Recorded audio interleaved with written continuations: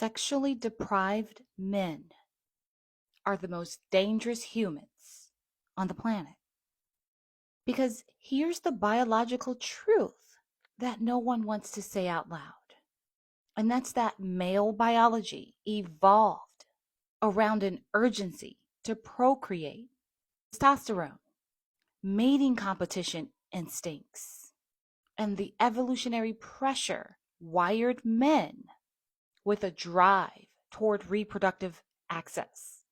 Not because women owe men anything, but because survival strategies shaped male behavior across animal kingdoms. But here's where the danger enters.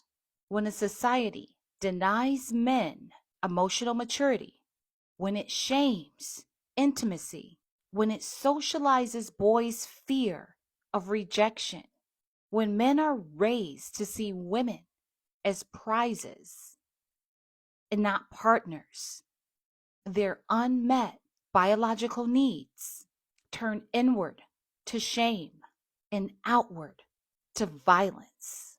And history is full of these examples. Patriarchal societies taught men two things. One, your worth equals access to women.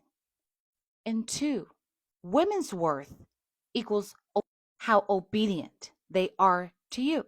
This toxic equation produced everything from forced marriages to harems to honor killings and to the modern day incel culture. Meanwhile, women were taught that desire is shameful, that sexual satisfaction is impure, and that your job is to serve the needs of a man, not understand your own.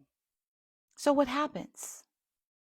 You end up creating generations of men who are simultaneously entitled to women, but also fear them and terrified of them, desperate for intimacy, yet emotionally illiterate.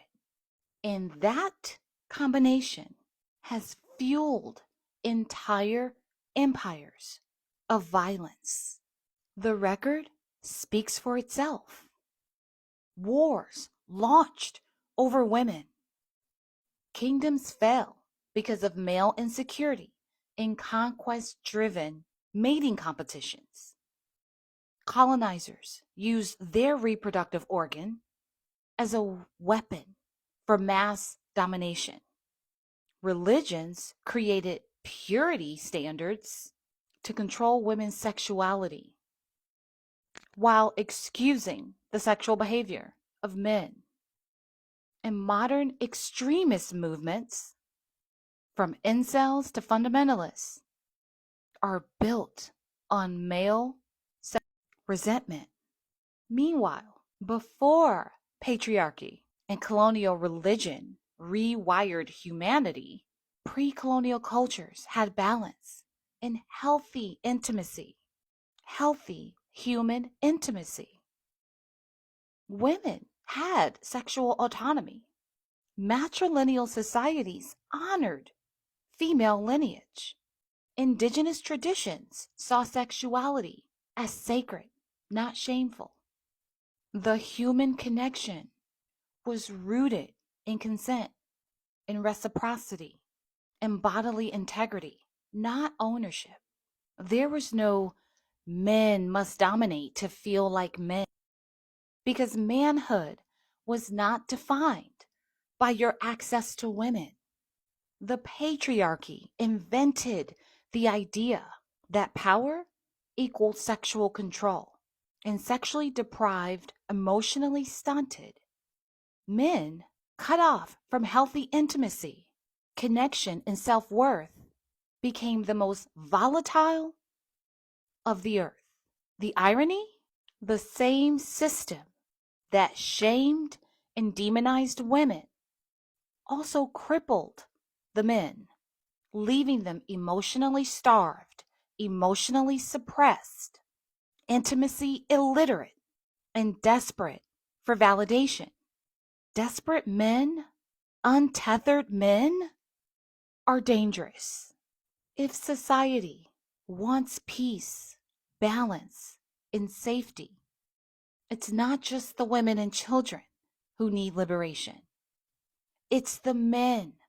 The men need liberation from the patriarchy, this patriarchal cage that raised them to fear women, to fear love, to fear vulnerability, and to weaponize desire.